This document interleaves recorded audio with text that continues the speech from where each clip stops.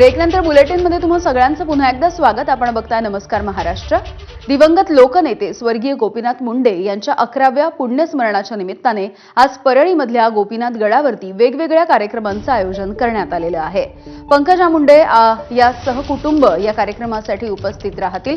विशेष म्हणजे यंदा पहिल्यांदाच त्यांच्या सोबत माजी मंत्री धनंजय मुंडे हे सुद्धा उपस्थित राहणार आहेत।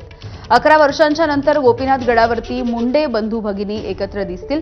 एकीकडे मंत्रिपद मिळाल्याच्या नंतर पंकजा मुंडे गोपीनाथ गडावरील आपल्या भाषणामध्ये काय बोलणार याकडे सर्वांचं लक्ष आहे, तर दुसरीकडे मंत्रिपदाच्या राजीनाम्याच्या नंतर धनंजय मुंडे हे पहिल्यांदाच गोपीनाथ गडावरच्या सार्वजनिक कार्यक्रमामध्ये सहभागी होणार असून ते उपस्थितांना संबोधित करण्याची शक्यता आहे। 4 महिन्यांच्या नंतर धनंजय मुंडे आज भाषण करण्याची शक्यता आहे, त्यामुळे ते सुद्धा काय बोलतील याकडे लक्ष लागलेलं आहे।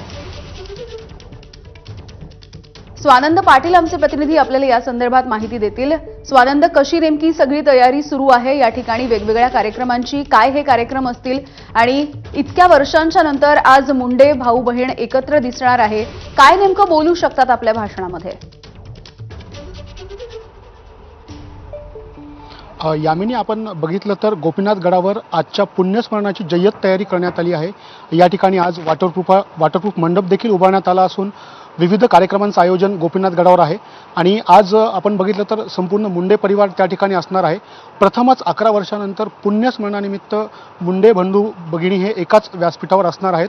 आपण बघितलं तर गेल्या 4 महिन्यापासून धनंजय मुंडे यांनी कुठेही भाषण केलं नव्हतं। शिर्डी येथील राष्ट्रवादी काँग्रेसच्या एका मेळाव्यात त्यांनी भाषण केलं, त्यानंतर त्यांनी भाषण केलं नव्हतं। मध्यंतरी बेल्स पाल्सीने ते ग्रासलेले होते आणि आता इगतपुरी येथे आपण बघितलं तर त्यांनी जाऊन आल्यानंतर विपश्यना केंद्रामध्ये ते परळीत वापस आलेले आहेत आणि आज ते गोपीनाथ गडावरच्या कार्यक्रमाला उपस्थित राहणार आहेत। आणि आज पंकजा मुंडे या देखील भाषण करणार असून धनंजय मुंडे काय बोलणार याकडे सर्वांचं लक्ष लागणार आहे। आणि ते भाषण करणार का प्रामुख्याने, कारण गेल्या 4 महिन्यापासून परळीतल्या कुठल्याही सार्वजनिक कार्यक्रमात धनंजय मुंडे हे उपस्थित नव्हते, मात्र आज गोपीनाथ गडावरील कार्यक्रमात ते उपस्थित असणार आहेत। यामिनी, अगदी स्वानंद, धन्यवाद माहितीसाठी।